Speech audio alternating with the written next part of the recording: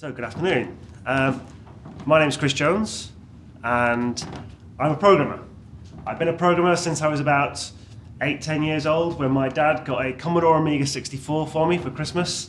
I could hear him setting it up at 4 in the morning, shouting, "Format the disk, what?" But it turned out that this Commodore Amiga was an excellent investment, because 23 years later, I run a software house called Chan Jones Limited. I'm incredibly lucky because I get to go all over the place doing something that I really, really love, writing computer programs. Now, one of the things about computer programming is you rely an awful lot on networking. Okay? It's all about buying new clients, and it's all about finding new contracts. So at one point in 2017, I was in a Chinese restaurant, actually just through that wall by strange coincidence, and I met Will and Ben from Pearson College. And I was talking about how graduates didn't always have the skills in technology or industry to work in a software house. And that's how I present it now. Obviously, it's a bit more, these kids today with their Instagram this and their Snapchat that.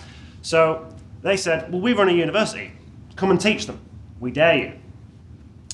So I took them up on that dare, and 4 months later, my life had changed a little bit. I was a tutor at Pearson College. I'd done my tutor training, and also my first student had arrived.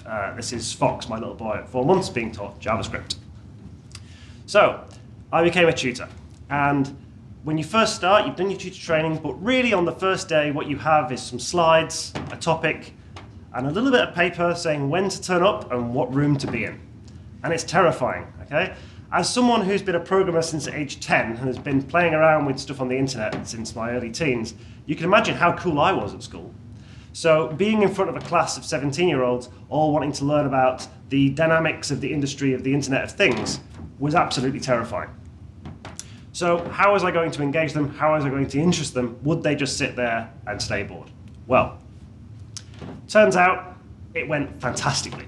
They were engaged, they were interested, they were asking questions and trying to move the lesson forward. I put anecdotes in from the real world industry that I'd been in. I brought in little stories from all my time at the software house. I changed the lesson as they were talking to me to move through different topics and keep everything interesting. And by the end of it, everyone understood everything perfectly. I asked if there were any questions. Everyone said, no, we understand perfectly. And we managed to leave 20 minutes early for lunch. I sat back against the lectern. I was happy. I was pleased. Everything was going great. How could someone who'd never taught before have done such an amazing job? Well, that's when I learned about something called the Dunning-Kruger effect. So the Dunning-Kruger effect is a graph that looks like this. Basically, this big mountain at the beginning when you first start in a new industry, where you're very, very confident, but have absolutely no clue what you're doing. It's known in the industry as Mount Stupid. And here was I, right at the top of Mount Stupid. I thought I'd done really, really well. I was super, super confident. But actually, it turns out that all those anecdotes and stories, they were really interesting, but had nothing to do with the course that I was teaching. So the students had just wasted time they could have spent learning about stuff that would be useful. Those changes in the lecture and how I suited the lecture to fit what they were talking about, well, that was great, but again, I wasn't covering learning outcomes, I wasn't covering what we were supposed to be teaching, and by the end of the course, if we would have carried on like that, they wouldn't have done very well in their exams and in their assessments. And finally, if you ask a group of 17-year-olds if they have any questions, and there's 20 minutes to go till lunch, they won't have any questions. No one has any questions when it's 20 minutes to lunch. Of course they all left early.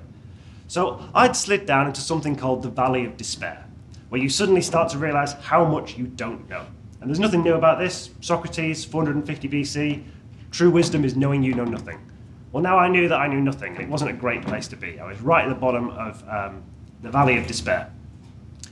So I started to climb out of it. Now, I was incredibly fortunate. I had a great set of students that year.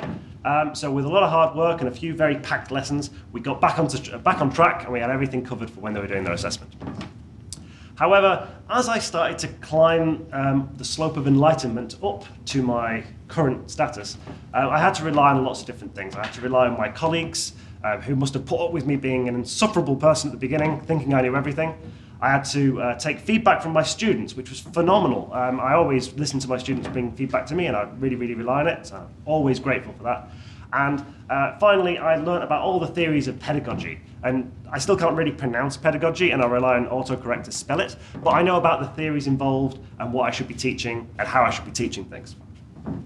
But the interesting thing is, that some of the things that I did in that lesson, those anecdotes and changing the lesson to match what people were saying and stuff like that, I still do those now. And I'm 3 years into teaching now. I'm head of special projects, which means anything that doesn't fit in a box, although I always think it sounds a bit like the FBI paranormal division. But I still do some of the things that I did back on Mount Stupid. And why is that? Why is something that is invented by someone who hasn't come into the industry very often useful in actual careers further down the line? Well, it turns out this isn't a new thing either. There's a guy called Roland Hill who decided to reinvent the post office. Now, did he work for the post office? Was he a postman? Was he a politician? No, he was an English teacher. The only exposure he had to the post office was that he used it occasionally. And he quietly redesigned the entire post office in his living room into a letter, and then sent that off to the Postmaster General and said, look, the post office is stupid, here's how you can fix it. 5 years later, as Postmaster General, he invented things like the stamp, so a fairly influential person in postage, and he'd never been in postage before. Or another excellent example, the lady on the slide is Heidi Lamar. Now, if you're from the 1930s and you're thinking, what, Heidi Lamar, like the actress? No, not like Heidi Lamar, the actress, Heidi Lamar, the actual actress. Okay, Heidi Lamar was like the Angelina Jolie of the 1930s. She was this phenomenal Hollywood star. The other guy on the slide is George Antheil, and he is an amazing composer and pianist. Okay, both very big in Hollywood. George was composing scores for the movies that Heidi was in. Heidi went on to be a producer and director, and really, really fantastic career. However, they then decided to look at radio jamming in torpedoes because they were worried that the US was going to lose World War II. So they decided to look at radio jamming for radio control torpedoes. And they used a mechanical piano player, so a self-playing piano mechanic, to create what's called frequency hopping spread spectrum signals, which is a hell of a thing to include in a talk. So this thing not only stopped the Germans from hacking into torpedoes, it wasn't used in the end because of time constraints and the end of World War II. However, spread spectrum radio frequency hopping is also the fundamentals of Bluetooth, Wi-Fi, and a handful of other mobile wireless technologies. So they invented our modern world, really, while having no experience in the industry. So how can that happen? Well, it turns out there was another study. So if you like the Dunning-Kruger effect, then you'll love this graph. This was by the Journal of Management Science. And this basically said that the further you are into an industry, the more familiar you are with a problem, the less innovative you'll be at solving that problem. The actual study itself looked at carpenters' masks, and it turned out that the worst people at designing carpenters' masks are carpenters. Roofers are quite good, but not that good. The best people at designing carpenters' masks were in fact skateboarders. So we've got these people who've got no experience in the industry with these incredible innovations and incredible ideas. But of course, we've seen this graph before, haven't we? This slow curve from very, very innovative, and then as you get closer and closer, you slowly lose the innovation. Well, that lines up exactly with the Dunning-Kruger effect, because all that innovation happens right on the top of Mount Stupid, when you're your most confident and you know so little about the industry. You can't say, oh, well, nothing ever works like that, if you don't know anything about what works. You try everything. And you have this phenomenal amount of superhuman confidence that will allow you to try new things out and go with it and see what happens. So this is a dilemma, because the problem is that we're now in a situation where people keep using the word unprecedented. Unprecedented times, this is an unprecedented situation. Well, look at what unprecedented means. Unprecedented just means that there are no precedents for it, that our previous experience isn't going to help. So what we need is more innovation.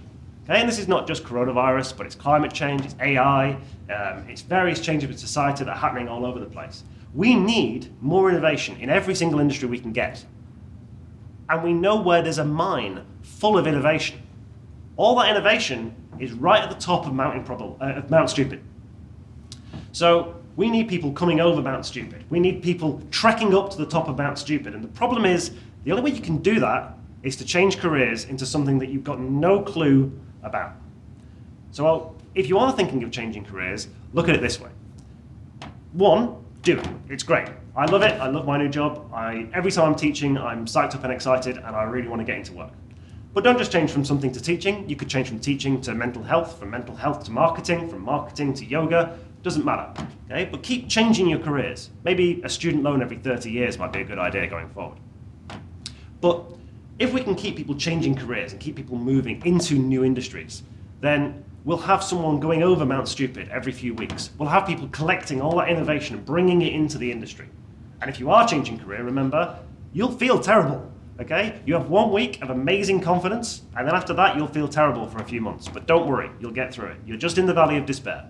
Eventually, your colleagues and co-workers will drag you up the slope of enlightenment, and when you get there, you can share all the innovation that you came up with back on Mount Stupid. So maybe some of those inventions will change the world and make everything a little bit better. So go for it. Change careers. I did, and I absolutely love it. Thank you.